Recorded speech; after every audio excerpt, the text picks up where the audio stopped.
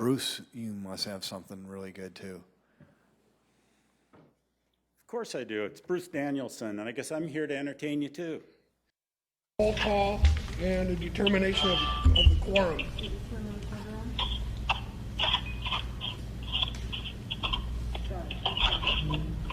Jim Scavenger, Here. Ann Nashiko, Here. Todd Sundley, Here.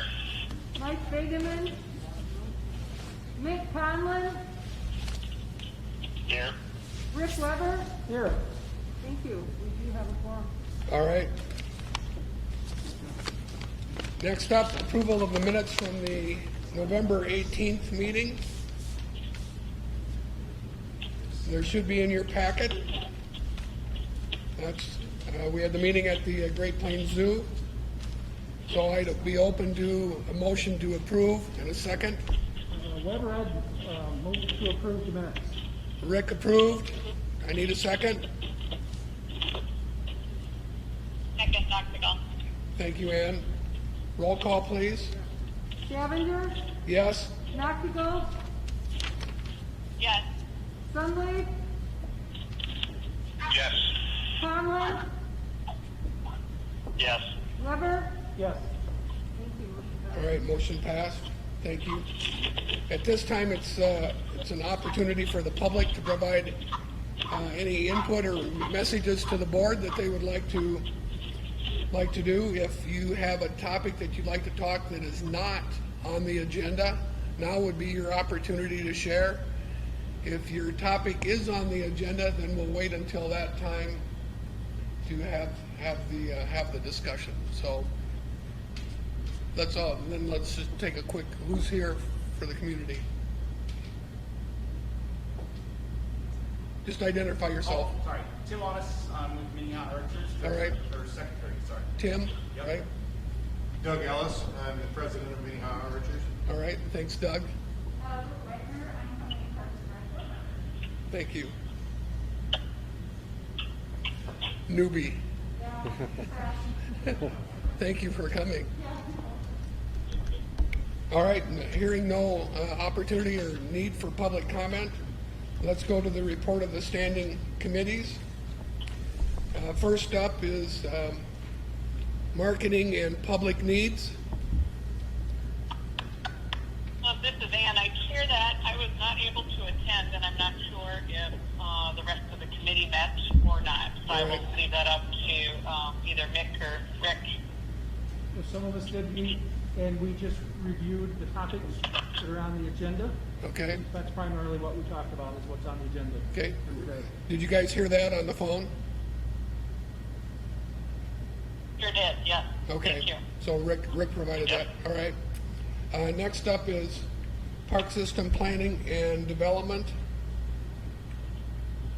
And we met, or I met, and everything that we talked about is on the agenda. Partnership and Recreation Committee. Yeah, this is Todd, and I met with Todd and his team, and everything that we discussed is on the agenda. All right, thank you, Todd. Any unfinished business? All right, let's move to the new business for the day, for the meeting. The Hayward Park Master Plan, and that would be Mike. Let's have him. What you want me to do? Just have a phone by you so they can hear you talk.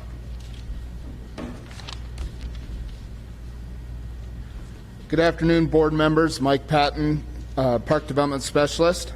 This item is for the master plan approval at Hayward Park. I know we talked about this in committees, but I'm going to go through a little more detailed presentation before we go to approval. For those on the phone, if you could pull up the PDF that was in file share for you so you can follow along.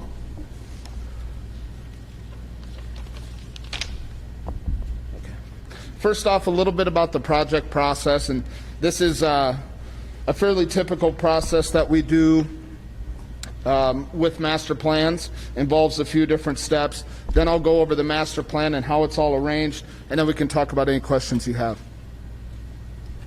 So the process really involved 4 key parts, and it took about 6 months to accomplish. The first 2 steps are inventory and analysis and information gathering, and that's something we do on most projects where we survey the site and gain information and talk to the people in the neighborhood and the various stakeholders to really come up with the ideas that inform the concept plan for the park. Then we move into preliminary design, where we develop certain different options to see what works best. Ultimately, those are refined into a final master plan, and then we move into final master planning and cost estimating, and then we come to this board for approval, which is where we're at today, as you can see by the red line all the way on the right. So the first step is the inventory analysis portion, and really what that is our boots on the ground. We visit the park. We identify the existing features that are there. We check out the neighborhood, not just the park, what needs are there. We speak with the operations staff, the recreation staff to see, what sort of operating issues are going on, what are some opportunities that can come from that. We review everything from circulation of vehicles and pedestrians to connections to bike trails to everything that helps that park function as a whole. You can see the map on the screen. The dashed lines kind of show how people move throughout the space, the different features that are located in the park. And from that process, what we do is try and identify what issues are we having and what opportunities are there going forward. And some of the issues that came up from this process was connectivity is kind of a problem. We've got all the park features that you would typically find in a neighborhood park, but they really weren't linked directly to each other. So you'd have a playground on one side and a picnic shelter on the other with no path between the two. Now, when I say there's no path, everything was really connected from an ADA standpoint, but there really wasn't good circulation and movement throughout the park. We did identify that there's some vandalism issues in the park. We had to chain picnic tables to the shelter so people weren't moving them out into the park and jumping on the roofs and causing issues from that. Most of the facilities were aging. They were getting towards the end of their useful life. We identified some safety concerns, and really one thing we noted is the park as a whole really lacks identity, and that came from some people not even knowing that the park is there. A lot of people just felt it was a school site, right? So some of the opportunities we came up with were, first of all, it's a joint use facility. Because it's shared site with the school district, and the school district has certain play features like their equipment and their playground and their recess area with games. It kind of affords us the opportunity to do something a little more unique so we don't have to duplicate those standard play features. It is home to a staff community center, and they do some programming. They have a playground program. They have they do some hydrant parties and some other things like that. So there's an opportunity to build on programming, and there's a lot of open space. The park is about 7 acres in size, which is a really good size for a neighborhood park, so that gives us the opportunity to do some interesting stuff. When we moved into information gathering, that's where we really went out and tried to poll the neighborhood to get a pulse of what the park users would like to see. And some of the steps we went through is we did some information, some neighborhood demographics research. And I won't go through everything, but really some of the key features we noted is it's a lower income part of town. There's a high percentage of dogs per residence. It's a little older. It's a little weird in the fact that there's not a sidewalk network in every block like you typically see. There's some rural section street out there, so movement and space, not just in the park but in the neighborhood, is an issue. Some staff observations we had is there's a lot of vandalism of the play equipment, and so that was something that we took note of and thought opening up the park and creating some programming could help solve some of those issues. The school and the park department both put out separate surveys. We did them online. We got around I think 150 total responses. The school and the park surveys kind of mirrored each other as far as what the people are looking for. We met with some different stakeholders, both the school, the city, and some various groups interested in potential partnership in the future. We conducted an open house where we reviewed these ideas with the neighborhood, and they were pretty well received. And then we did a thorough review of the Park and Rec System Master Plan to see what opportunities would be encouraged or supported by that as a whole. And then some of the key takeaways that came away from all this were, like I noted, the park features are dated. Everybody felt pretty disconnected. Visibility and safety is something we want to address in the design going forward. Everybody that was polled brought up two things. And one was they'd all like to see a new or unique experience brought to the park, not just your standard 5 to 12 play equipment, but then also everyone noted a lack of access to water recreation. So I have a map up on the screen. You can see that's a walking map. And on the top of the screen is Hayward Park, and on the bottom of the screen is Keene Park, where the pool that serves this neighborhood is located. It's roughly about 3 miles away. But I can tell you it's a pretty difficult way to get there unless you own a car. So if you're walking, you have to cross multiple arterial streets, industrial areas, railroad tracks, steep terrain. It's a difficult walk, and it's generally about an hour, and that's at a good clip. So you can see where access to a pool, unless you own a car, would be difficult for this neighborhood. And that's one of the items that helped inform what we're proposing for master plan improvements going forward. And then ultimately the goal we'd like to see is to create a sense of community by making the park a place that everyone in the neighborhood would like to go. So up there is the master plan, and it's a pretty good arrangement. As you can see, we've tried to locate a variety of different experiences for the park users, but still try and keep that open space as flexible as possible. So some of the items we're proposing would be a spray park, which is located on the west side near the existing parking lot. That would require a couple different support structures like a restroom, equipment room for the pump system, and the shade structures like that. We're also proposing some new play equipment, which would be relocated from the west side of the park to the east side, which would kind of coincide with the existing play equipment of the school. So you're creating an activity space over on the northwest portion of the park. So if you're going there to play, you could take advantage of all the equipment in one area. We've added a large walking loop that kind of is the center navigational piece of the park. It's kind of benefits a couple different reasons. One, it creates an opportunity for walking and recreation, but then also it serves as a connection piece for people trying to navigate the park to the different features.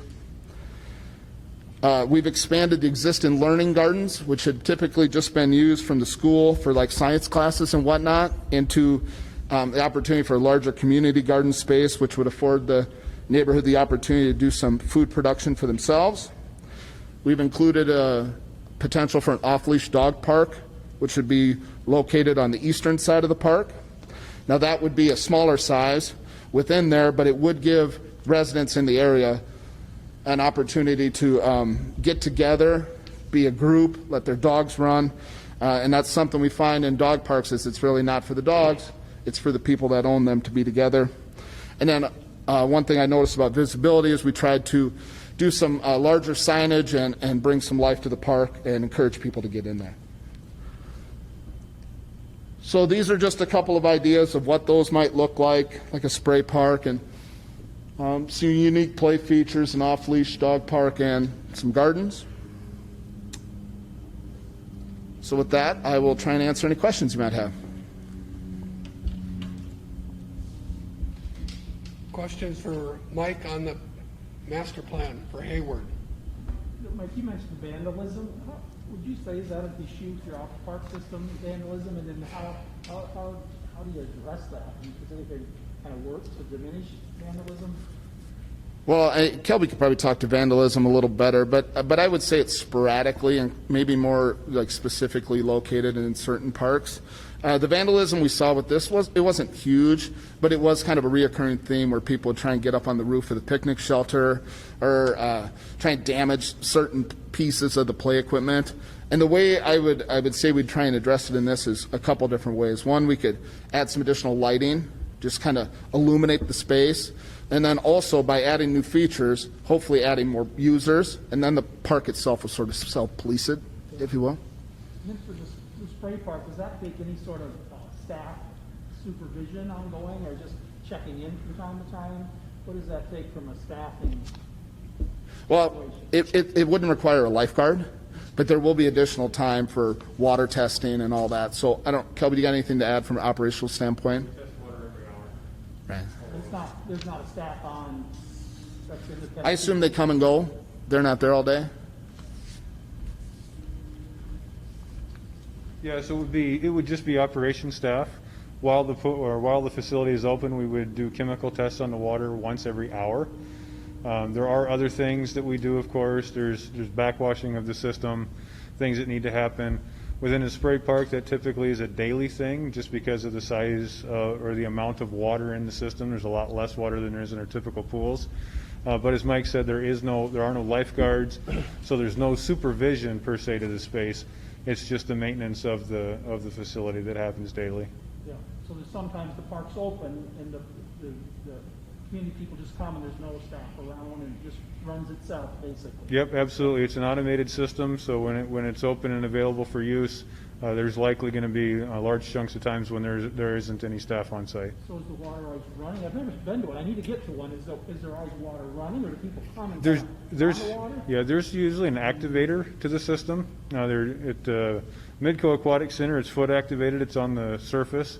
And at Pioneer Spray Park, it's a button that you touch on one of the features, and then that activates it, and it runs for a certain amount of time. And if nobody hits the activator button, then it'll shut off, and then just needs to be reactivated again. But the water, just like in our pools, is constantly circulating through the filtering system. Yep. It's just not being used out in the features. Okay. Oh, thank you. Mike, would you check with Ann, Todd, and Mick on there, just for their questions if they've got any? Is there any questions from members that are on the phone? Yeah, Mike, I have a question on the dog park. You mentioned that there's a lot of dog owners that live up in this area. It looks like it's one kind of big area, and I know a lot of dog parks, they like to have it split between the large and small dogs. And I just have a question. It looks like the land to the north and to the south doesn't really have any structures that I can see. Is there a way to look at potentially, like that land to the south? Could there be a split dog park if there's that many dog owners up there? I know a lot of dog owners don't like, especially smaller dogs, going in with larger ones and that type of. I'm just thinking about that as I'm looking at this now. And did we look at that, or can we look at it, or just an idea? Yeah, to answer your question, Todd, is yes, you're correct that most dog parks sort of separate small dogs from any dog parks, and that's the way all of ours are currently set up, except for Lean Park, which is just one big open area. And yes, that could be separated, or it could be left as one, and that's something that we would tackle when we got into detailed design of the project. Yeah, it just looks like there's, according to the map here, that there might be enough land either side of that to the north or south that you could either have it separated or, I don't know, just something to think about. Oh, yep, great comment. Any other questions? I don't really have a question. This is Ann. I was just going to say I really like the master plan. I like how it's broken out into different areas of interest, a garden, a spray park, a dog park. It's really well thought out, and I think specifically to the neighborhood, which I think is really nice. So, Great. super impressive. Any No questions for me either. I would echo those comments, though, too. I think it's really, it's diverse from and thoughtful. So appreciate the work. Great. If there's no other questions, staff would recommend approval of the master plan. Thank you, Mike. At this time, I would look for a motion and a second to approve the Hayward master plan. Move to approve, Sunleaf. Todd, thank you. Second. And that's Mick. Comma. Yep. All right, Rita, let's do a roll call, please.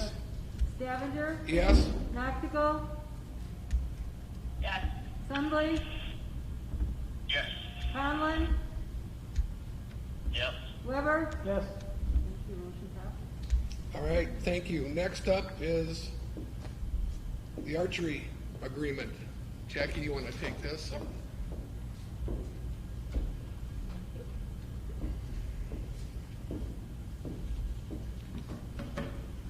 So good afternoon, Jackie Nelson, Administrative Manager, and I'm here to present to you today on the archery range usage agreement. So we currently have an agreement with the Minnehaha Archers to run the archery range at Great Bear Recreation Park. That agreement is up here at the end of the year, December 31st, and it has been a 20-year agreement. So this is a new agreement to get us in line with our current agreement structure, which you will see as we go through this agreement. So again, the current agreement was a 20-year agreement. Going forward, this agreement would be a 5-year term with an option to extend, and we'll get into a little bit more detail about that here as we go through the agreement. I am going to walk through this section by section, not in great detail, but enough to let you guys be able to look at it and answer any questions. I do have Tim and Doug from the Minnehaha Archers here with me as well, so at the end to help answer any questions or provide any additional input or feedback that you might want more information on. So as we look through the agreement, again, section by section, but more or less high level, so y'all have a chance to look through it. Section 1, the second 2 paragraphs within section 1 were added, and again, it just ultimately is saying that as part of this agreement, the Archers are accepting that area as is. So the condition that it's in today is what they will continue to use going forward. So more or less just some regulatory language that keeps this contract consistent with how other usage agreements are being written today. Section 2 talks about what the Archers agree to, and then moves into section 3, which is what the city agrees to. Some key things that were added and things that I have discussed with you previously was just in regard to number 2, maintain any future improvements to the range, including support facilities and signage, as approved by the Director of Parks and Recreation. So just adding in that word signage, and then the approval of Parks and Recreation. Number 3, clearly posting hours of operation, also as approved by the Director. And then number 4, that last statement, just public hours are to be approved by the Director. So really with this agreement, just making or adding some additional language as it relates to signage, public usage, and the approval of the Director. Also within that section 2, what the Archers agree to do would be to inform the Director of any public use fees. So the archery range is ran through the Minnehaha Archers. They do have a membership, but then the public is able to use it for a fee that the Archers oversee. So we would not be asking to approve the fees. We would just like to be informed what fees they are charging. And based on research, I can tell you what they charge currently today is very consistent with the market, with the region. So they do a really good job of looking at what they should be charging the public, what they should be charging their members, and making sure it's in line with the other archery ranges around the region. And those fees go to the Archers? To the Archers. Archer Association? Yep. So the city doesn't get a piece of it? Nope. Okay. Nope. So all the fees go directly to the Archers for them to put back into the improvements of the range. Okay.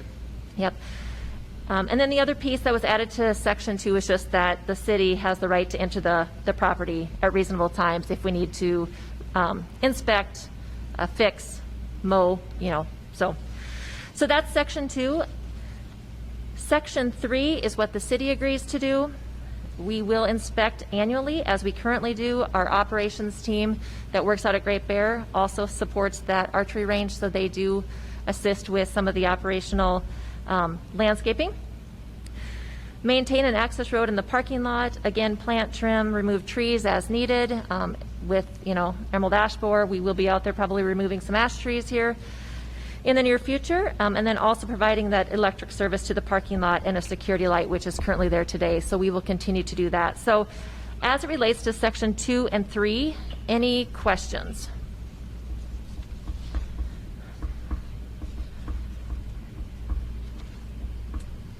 Okay, as we move into section 4, section 4 is more or less just, again, regulatory legal additions that were not in the previous agreement. So again, I just want to talk through this so you guys know what's been added, because it is a little bit lengthier of an agreement. So again, this ultimately just talks about non-discrimination and anti-harassment provisions.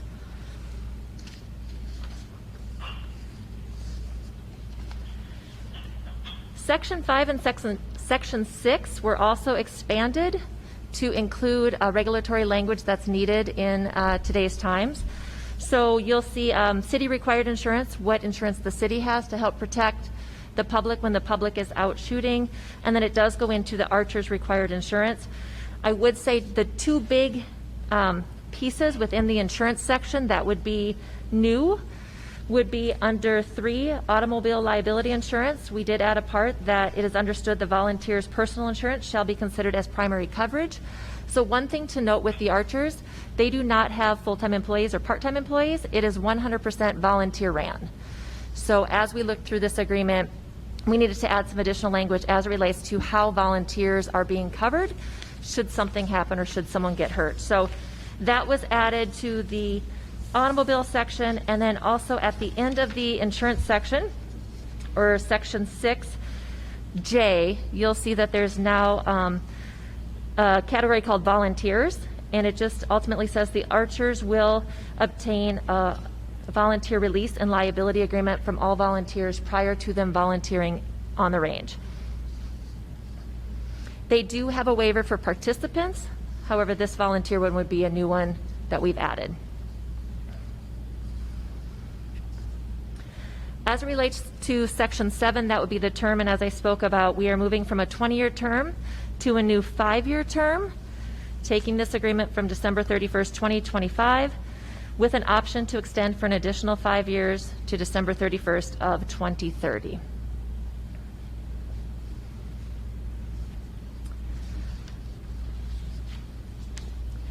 Section 8 and Section 9 are also new additions that were not in the previous agreement. Again, these are a lot of regulatory additions as it relates to liability, indemnification, grounds of termination for both the city as well as the archers. So just really clarifying if something were to happen and one of the parties would want to terminate the agreement, how that process works. So that was not in the previous agreement, so we did want to spell that out here.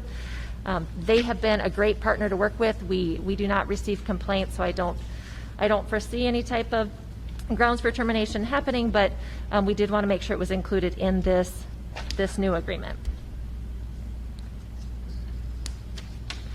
Any questions so far as to what I've covered?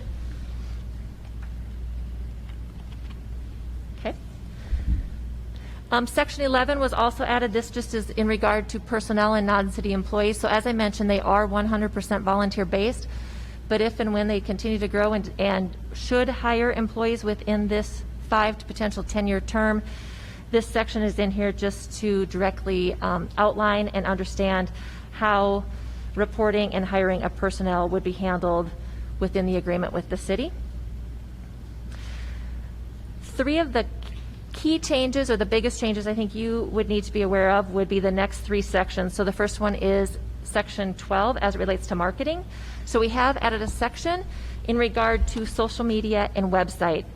So 20 years ago, social media wasn't necessarily a key focus area. Today it is. So we've outlined that they may maintain social media and one website dedicated to the services and property, and that we will cross-reference between the archers and the city website. So outlining what's allowed from a social media website perspective and what they are allowed to promote or publish through that marketing.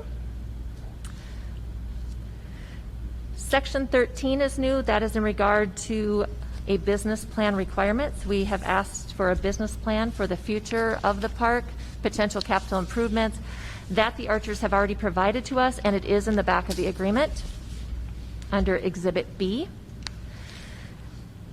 And Section 14 is also a new addition. Because they do collect money at the outdoor range from the public, we have asked that they keep monthly records of their gross receipts, and at the request of the director, we would be able to see those monthly reports. They do meet monthly as a board. They do have a treasurer. They talk through their financials and their reporting and are fine with maintaining those monthly records.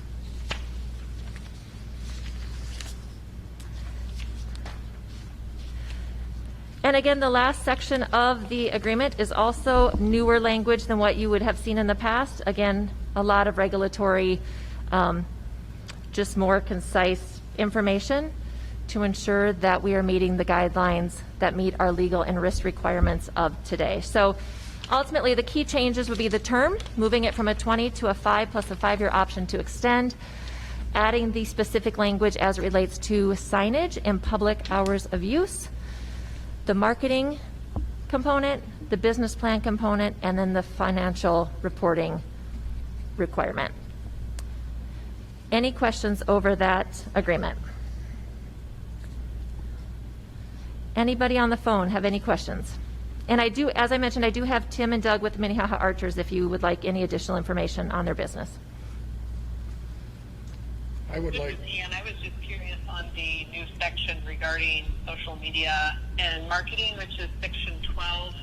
I wasn't sure. I just went to the World Wide Web. I didn't know if they already had social media presence, or is this something that they're intending to do, and these are just the guidelines as they move forward with that? Yeah, they already do have website presence, so this is just more or less guidelines on what they can and can't do as it relates to posting, you know, city employees or anything related to the city. So it's just more or less guidelines around what's allowed being a city partner. Thank you. You're welcome. If there's no other questions, I'd ask Doug or Tim if you want to share any comments or anything with the board at this time. Tim Audis, I'm the secretary for the Minnehaha Archers. You know, mainly we're excited about some of the opportunities we've gotten, you know, working with the board, with just the idea of being able to get on the city's webpage where people, you know, if they go out there and they see an archery range, you know, previously weren't listed as a partner, so being able to get onto the city's webpage and have that information there, you know, that's great. It helps us tremendously. The other things we do to try and help promote with the general population, we also sell our memberships at Shields. And so people, when they go into Shields, if they go in the archery department, our information is posted there. They can actually buy a membership there. And we've got the information posted about the outdoor range at Shields as well. And so just some of those things, you know, really help us. And, you know, like the public shooting is really not something that we're not making a ton of money off this. It's a goodwill deposit box at the club, and $5 is the recommended fee. So it's, you know, we're not making a lot of money off of it. We're just very interested in the promotion of the sport and helping people. So. And how many members are in the association? How many members are what? How many members do you have in the club? We have 140 single adult members. Yep. We have 140 families, and it's always around 30 youth. Oh, really? Yep. Good. And then we also do what's called JOAD classes, which is junior. We also have the JOAD, which is Junior Olympic Archery Development, and so we have classes that we teach. Like right now, we've got 2 classes weekly where we are teaching the kids, and they can come out and, you know, we'll do that for non-members, but, you know, typically they are members or they'll join after they get into it, but and that's just helping to get them into the sport, which is a very competitive piece of it. And so, and they would learn about you through the social media presence, or now hopefully through the link through the city site? Hopefully they'll be able to see more of that, but otherwise, for right now, it's pretty much Shields or word of mouth. But, you know, getting access to the city's website, that also helps, especially as our community just continues to grow and people come to town and they're looking, where do I find this?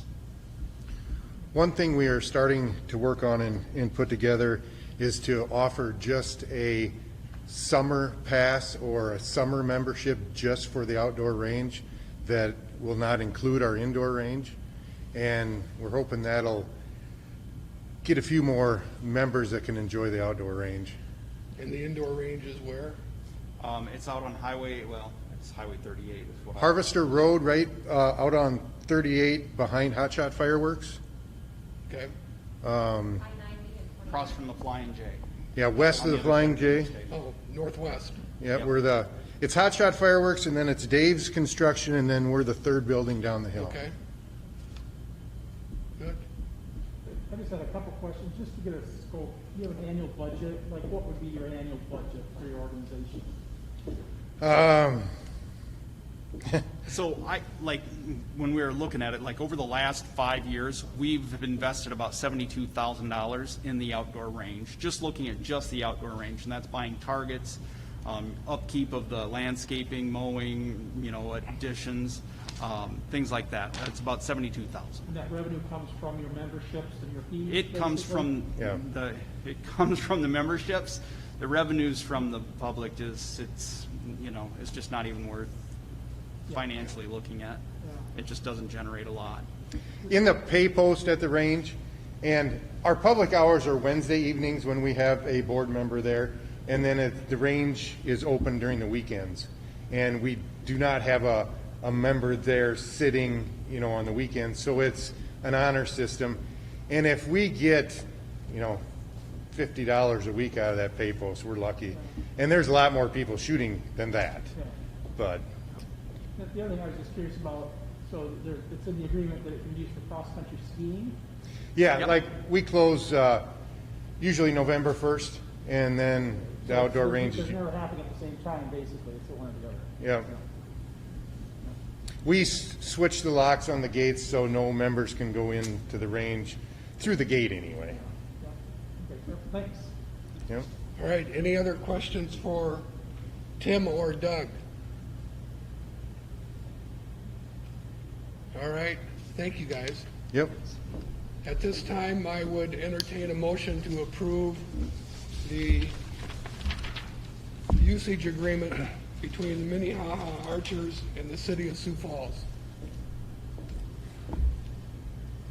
I'd make that motion. Rick has made the motion. Do we have a second?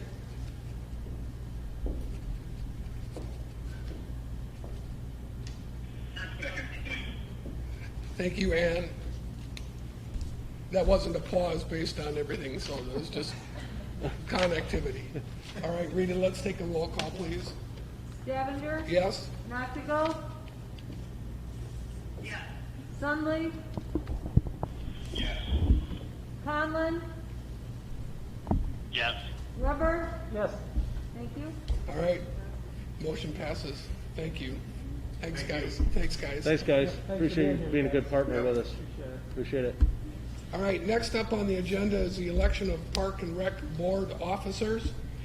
And in your packet, you have a list of the 3 officer positions from that were elected in 2019. Officer positions are typically 2-year positions, but reviewed and re-elected after each year. So each of the officers identified, so president is myself, vice president is Ann Noctigal, secretary is Mike Begeman. Each of these 3 individuals have expressed willingness to serve a second year of their 2-year term. So open discussion on election of park board officers. If not, I'd entertain a motion to approve officers as presented. Mr. Weber, I'd approve to elect the officers as presented. That's Rick. Second, please. Second, Conlon. That's Mick. All right. Rita, take a roll call, please. Stavenger? Yes? Noctigal? Yes. Sunley? Yes. Conlon? Yes. Rubber? Yes. Thank you. All right. Also in your packet was a draft position for the Parks and Rec Board committee assignments, including membership and chair positions. Do you want to comment on any of this, Don? Just that, we've added Brooke to replace Lorraine's position on the Partnerships and Rec Committee. And I believe everybody's comfortable with the current dates and times that we meet. If there's a time or a date that ends up being a conflict in your work schedule or personal life or whatever is just not working out, obviously we can always modify those times to be able to accommodate board members' schedules, and staff will try to be as flexible as we can to try to make that happen as well. And so that'd be the only thing I'd share. All right, I would also note that both Mick and myself are on 2 committees, and at times that presents scheduling challenges with attending both committee meetings, and so I think historically we've attempted to at least make one of the committee meetings, if not both, but I appreciate the park staff's indulgence in that schedule. Yeah. Any questions or comments on committee assignments? If not, I'd entertain a motion to approve the committee assignments, and a second, please. So moved. Knoxville. Second, Sunleaf. All right, Rita, let's have a roll call, please. Stavanger, Yes? Knoxico, Yes. Sunleaf, Yes. Conlon, Yes. Weber. Yes. All right, thank you. All right, report of the director. Don? Yeah, thank you, Jim. A couple things that I want to start out with is, we have Brooke here today. Brooke is our newest board member. We're thrilled to have her coming on board. She's not officially effective until next month because she was just approved by the city council at a recent council meeting. So thrilled to have her here. Brooke, I don't want to put you on the spot, but would you be willing to share with the board a little bit about your background and tell us a little bit about yourself? Do you want to just make the meeting a little longer? Is that, stretch it out till 5 or no? My name is Brooke Wagner, but I'm Brooke Orcutt. I grew up in Sioux Falls. I left for about 10 years, lived and worked in a bunch of different cities, and then came back home. I grew up 5 houses from Frank Olson Park. So I'm a super passionate parks kid. I worked at the Old Drake Springs during college. And right now my kids are young, so we're on the bike trails, we're at the zoo, we're doing all this stuff. We aren't Sky Zone kind of people, we're park people. So I'm real excited to kind of just dive into everything and help where I can. I'm a small business owner. I'm a partner at Coke Hazard Architects, and I've been there about 10 years. So like I said, I think this is a great board. I think the services and amenities we provide for the city are just top notch, and I believe that every person should have access to every kind of thing that we can grant them. And I just, like I said, I'm interested. I'm great learning about everything, and yeah, that's kind of a quick synopsis, I guess. I don't know if you have questions or whatever, but yeah. Thank you, Brooke. Yeah. Welcome. Thank you. Thanks, Brooke. The other thing I wanted to give the park board a little update on is the Tuthill House. Council amended the actual house out of the resolution that was presented to them at the council meeting on December 8th. As a result of that, we formed we're calling a resource group. It's a mix of people that are from the Board of Preservation, representatives of the neighborhood. We've got some folks that have stepped forward with some free design services in DeWitt Design. And that family's agreed to help out. We have obviously city representatives on that as well. Janet Brecky, city council members, agreed to serve. I think Jim has arranged for Rick to also help sit in on that committee just to get the park board's perspective. And then obviously city staff, Diane DeCourier, our neighborhood and preservation planner, will help us with that. And so we're just trying to get this core working group together to determine what the extent of the improvements would be to the house, and then ultimately come back, hopefully in 90 days, and present an update to the city council on where we got to with what the vision for the Tuthill House and the surrounding area is, and then ultimately what an agreement might look like that would ultimately come to the park board, often in the form of a gifting agreement that you typically see. Not unlike what we did at Harmadon when we built the grandstands out there, where CEBA provided all the resources and did the construction and essentially turned it over to the city at the end of the day, realizing they have to follow all the code requirements and building services requirements. And so anyway, it's a work in progress. It's a larger group that will probably form some committees to try to break down some of the work that we want to see happen there. And then ultimately also have our staff involved in providing some input on what the future of the house should look like and what the scope of the improvements are, again, both inside and out. because there's been quite a bit of discussion about that already. So, Is there a point person or a kind of or leader that's, or chair or anything yeah, like that? I'm essentially taking the lead on it. Okay. Kelby's he's obviously been involved since day one in assisting with rolling out. His team obviously is very involved in the maintenance and care of the house, and so he's a critical piece to that. But it's important that the city be initiating this process so that whether you're for or against this particular issue, you know, it's an open process and people feel like they can be heard and be able to provide input. And then, because ultimately it's a city asset, it's a Parks and Rec thing, but we're just really going to engage those different groups that I talked about to try to really come up with a long-term plan for the house. So it's right around the corner in terms of starting. Yeah, you know, I could see where, you know, we could get some plans put together, potential drafting of agreement in the next 90 days. You know, one of the questions is, will we shut down the house during the summer so that the work can get done, or do we wait and allow the summer, you know, prime time to happen and then start work in the fall? And so that's a bit of a work that our committee will be doing. And actually, our first meeting is tomorrow at 2 o'clock. So we're going to engage those folks and we'll go down the path of trying to get a really good plan together that we can build consensus on. We got to figure out and work with Karen as to how do we affect the improvements. How long does it take? If there's going to be fundraising required, how long is that going to take?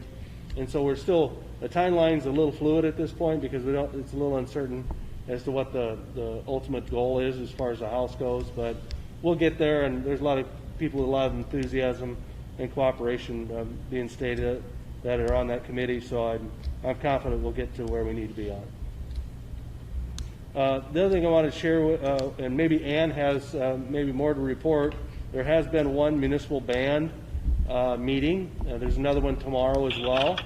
So they've met. A lot of it, from my perspective, is just learning about how the band functions, how it operates, what do other cities do with bands, and just know that there's another meeting coming up about that. And I don't know if you had any other input or thoughts beyond that. Yeah. Great. Yep. Thanks, Don. I did attend it remotely, and I will again tomorrow just because of some work constraints. But it was a really great group of people, super passionate about the municipal band. And I think, yeah, the first meeting was just kind of better understanding the needs. Sorry, I'm at home, so I'm going to step out here. And so, yes, we will follow up tomorrow. A lot of the questions was around, alternative funding and looking at kind of the legality of switching into a nonprofit status and fundraising around that. So there'll be more discussion on that tomorrow. And I think we'll have a better idea of kind of the next steps after tomorrow's meeting. Very good. Thanks, Ann. Appreciate you filling in the gaps there for me. Yeah. The other thing I wanted to talk about is, if you remember, Excel donated the substation that's just across the parking lot over here to us a while back.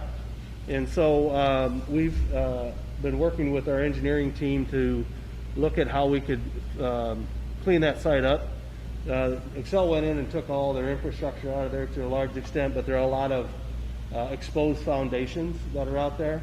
So not knowing what the future of that space might hold, knowing that Mike's working on the design competition for the Falls Park, our intent is to bring in fill and plant grass over the top of where those foundations are, and then ultimately take down the fence that's around what used to be the substation. And so our Public Works Department is able to haul clay out of the landfill. They have to make space for the landfill waste to go in there.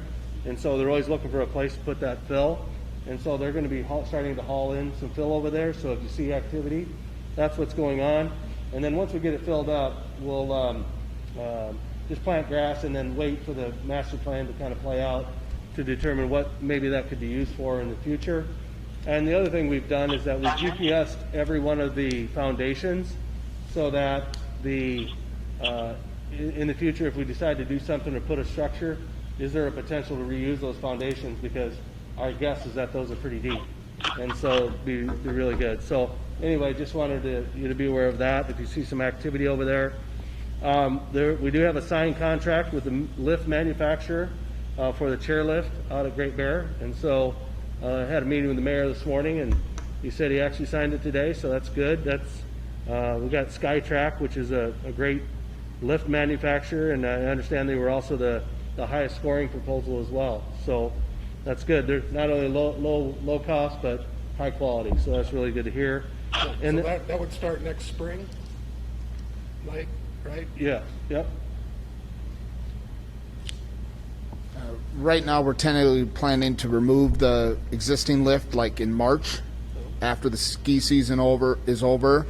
Start the site work and electrical work right away in the spring. They're going to start manufacturing the lift fairly soon, just getting those parts built and all that.